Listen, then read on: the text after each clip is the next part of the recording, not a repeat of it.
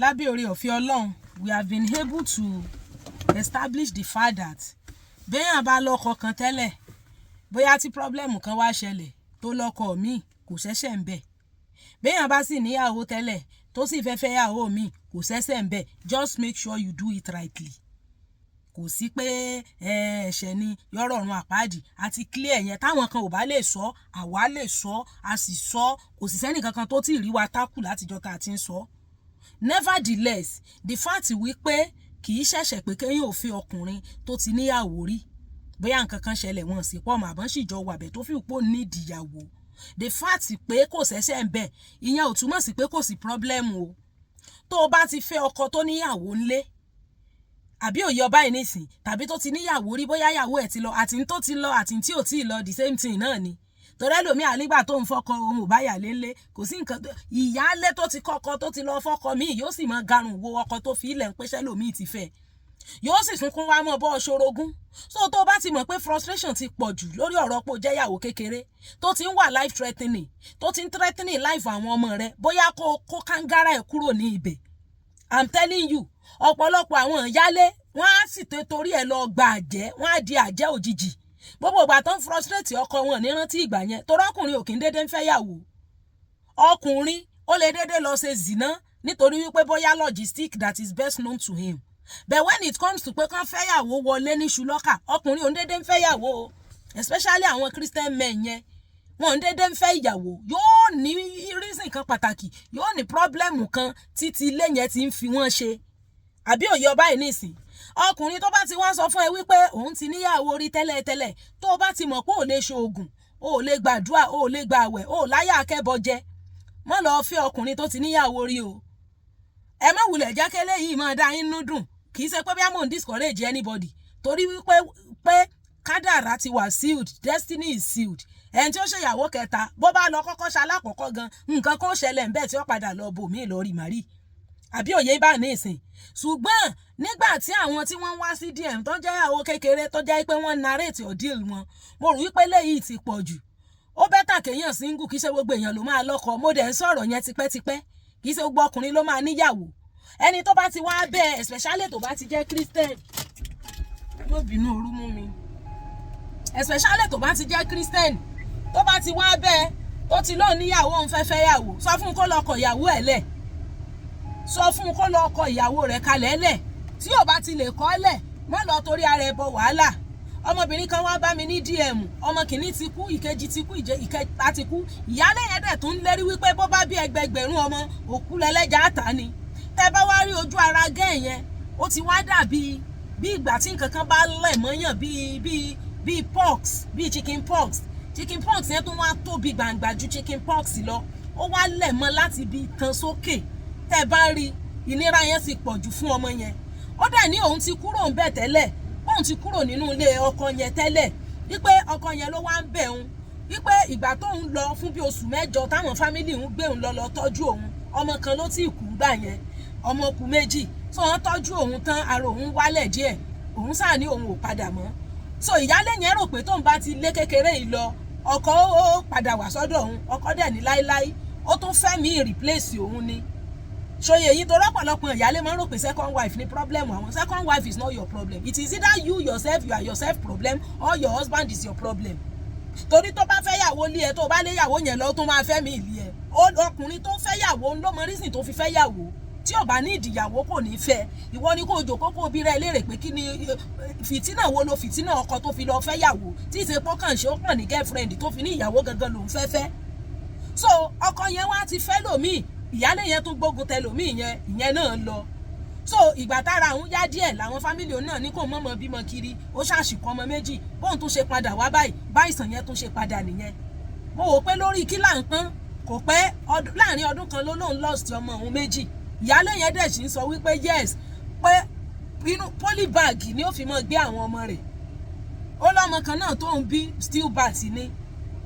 kò dẹ̀ bímọ síbì kan tẹ́lẹ̀ kó tó fẹ́ máa yẹn kí wàá la wá ń pọ́n tó bá sì mọ̀ pé ìyàwó kékeré ni ẹ́ tó dẹ̀ mọ̀ wípé ìyá lè frustrate ẹ kó ẹrù ẹ kó kúrò ní ibẹ̀ fi òun àti ọkọ rẹ̀ sílẹ̀ kí wọ́n jọ máa gbé ìgbésí ayé ìṣòro wọn àbí òye ọba yìí nìsín fẹ̀kàn tẹ́lẹ̀ ọkùnrin máa ń fi àwọn ìyàwó kékeré yẹn wọ́n máa ń lò wọ́n as correctional tools ni, wọ́n máa ń fi wọ́n correct ìyálé ni. Ìyálé títí ń hùwà burúkú tí kò ṣe dáadáa tí ò fọkọ lọ́kàn balẹ̀, wọ́n bá fẹ́ yàwó lé araru wọn máa ń balẹ̀ ni, araru wọn máa ń balẹ̀ ni. So nǹkan tí ọkọ ń wá lára ìyálé tí ò rí, tí ó wá fi ọ tó wá ṣẹ̀ṣẹ̀ ń rí àwọn nǹkan wọ̀nyẹn, most àwọn ọkùnrin yẹn wọn kàn lè stand by àwọn ìyàwó kékeré yẹn mọ́. Ṣé tiẹ̀ wá rí eléyìí spiritual battle tó bá tẹ̀ jẹ́ physical battle pé ó dá mi sí ńlá, ojókòó bí mo jòkó sí, ó mọ́ mi lójú, ó tẹ̀ mí mọ́lẹ̀, tó jẹ́ normal ìjà táwọn ìyá àtijọ́ yẹn náà máa ń jà pé ìjà orogún ó wà manageable. Bẹ́ẹ̀ lẹ́yìn tó ti bímọ mẹ́ta tí mẹ́tẹ̀ẹ̀ta ti wọ́kú, tó jẹ́ pé wọ̀gàn ò lálàáfíà, tí gbogbo ara ẹ bá bàjẹ́ tó bá ní cancer, ọkọ ò bá lè súnmọ́ ẹ mọ́, á tún lọ fẹ́yàwó míì náà ni. So tó bá ti fẹ́ ọkọ tí ìyálé bá ti gbé ogun tiẹ̀, gbọ́n gbogbo ẹrù ẹ pẹ́pẹ́pẹ́ kó kúrò ń bẹ̀. Ọkùnrin tó ti fẹ́ yàwó ẹlẹ́ẹ̀kejì kò rányàn ńṣẹ́, ó lè fẹ́ kẹta, ó lè fẹ́ kẹrin at any time. So tí ìyálé bá ti ń frustrate yẹ, ṣé ẹ rí nǹkan táwọn èèyàn mọ̀ ní pé ilé ayé yóò wà predictable. Ẹni ó jẹ́ ìyálé lẹ́ni gan, ó lè dọ̀la kọ́mọ̀ rẹ̀ ní sú lópó. Bẹ́ẹ̀ ni mo sọ fún yín, because tomorrow is not promised for anybody. Bí àwọn máa ń feel wípé ní gbogbo life ọwọ́ àwọn ló wà, especially àwọn Christian wives yẹn, àwọn náà máa ń burú jù. Mò ń sọ fún yín, ogun tó tó ọ̀pọ̀lọpọ̀ wọn láyé yóò sì, wọ́n gbógun tọkọ, wọ́n gbógun tẹbí ọkọ. Ìwọ tó tún lọ wá fọ́kọ wọn, tẹ́ tó jọ jẹ́ ìyàwó co-wives ńbẹ̀, wọ́n gbógun tiwọ náà, bó ṣe ń pa ọmọ rẹ jẹ ni wọ́n mọ̀ ka ìsànbọ̀wọ́ náà lára. Tó bá ti mọ̀ pé bá ní tètè kú ọ̀nbẹ̀, lọ́pọ̀lọpọ̀ second, in fact ṣe rí gbà tí mo bẹ̀rẹ̀ iṣẹ́ yìí ni mo tó change mentality mi nípa àwọn ìyàwó kékeré. Torí mi náà wà nínú àwọn tó ń gọ̀ǹgbà yẹn, tá a mọ̀ rò pé bóyá second wife wọn náà ń gbádùn, orí ibú ìyàlẹ́ lòmíì ń jẹ, single gan bẹ́tẹ̀ ẹlòmíì tó ló ń jẹ́ yàwó kékeré, ọlọ́ọ̀bá ń gbọ́. Orí burúkú ìyà náà ń jẹ, ìyálé ọ̀jẹ̀kẹ́ lòmíì ọ̀gbádùn, ìyálé mi ó mọ̀ọ́mọ̀ fẹ́ fi ìyà jọkọ ẹ̀ ni, ó dẹ̀ mọ̀ pé tọkọ òun bá fi ọ, òun ò ní rí ìyà yẹn fi jẹ ọkọ yẹn much. So ìwọ ló máa face. Tó gbọ́ ẹ̀yin content creator, ẹ̀yin blogger tẹ́ mọ́ ń sọ̀rọ̀ òdì sàn ìyàwó kékeré, ọ̀pọ̀lọpọ̀ yín torí owó tán san fún yín ni ò jẹ́ ẹgbọ́n. It is because you are not there. Àwa tá à ń ṣeṣẹ́ yìí, táwọn èèyàn ń narrate your deal fún wa, la mọ ìtumọ̀ táwọn èèyàn míì go through. Sọ̀rọ̀ mi ti yé ìkan ló ní ìyálé, ọ̀dọ̀ ìyálé lọ́kọ ó ti lo 25 days, yóò wá lo 5 days lọ́dọ̀ òun, 30 days make 1 month. 5 days ni ó lò lọ́dọ̀ òun, yóò lo 25 days lọ́dọ̀ ìyálé. Ó ní débi pé ìyálé ò tún kọ́ máa ń di ẹ̀ pé kó lọ bá ọmọ yìí nà òun, ó ní kò ní tún wá sọ́dọ̀ òun. Lẹ́tà la padà rí pé padà gbọ́ pé ìyálé yẹn ló lọ ṣògùn omi ìkórira,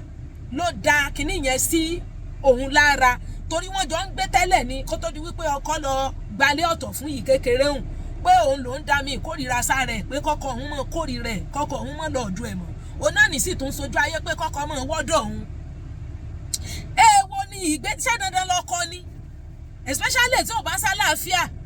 Irú eléyìí tó bímọ mẹ́ta tọ́mọ mẹ́ta ti wọ́kú sí èrè dànù lágbowó ká, òun gan fúnra ẹ̀ ò lálàáfíà. Kò sọ́kùnrin tí ó rí ojú ara ẹ̀ yẹn tó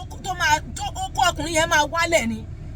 Àmọ́ bóyá fi nǹkan kan ni wọ́n dẹ̀ ti extract kinní yẹn, tán ti lọ test, tán gbé lọ lab, tó yẹ pé they were not able to identify that microorganism. Pé kan nígbà tán ṣe test tí test ò rí nǹkan kan, báwo náà ṣe fẹ́ mọ irú oògùn tán fẹ́ fi cure ẹ̀. Ayé tóbìnrin míì wà mọ̀ yá lórí ọ̀rọ̀ ọkọ, ó ẹ̀rọ pojú bá ń lọ ni, kì í sì ṣe pọ́n nífẹ̀ẹ́ ọkọ náà lọ́pọ̀lọpọ̀ ìyàléhùn. Ìjẹ̀bi náà máa ń jà àti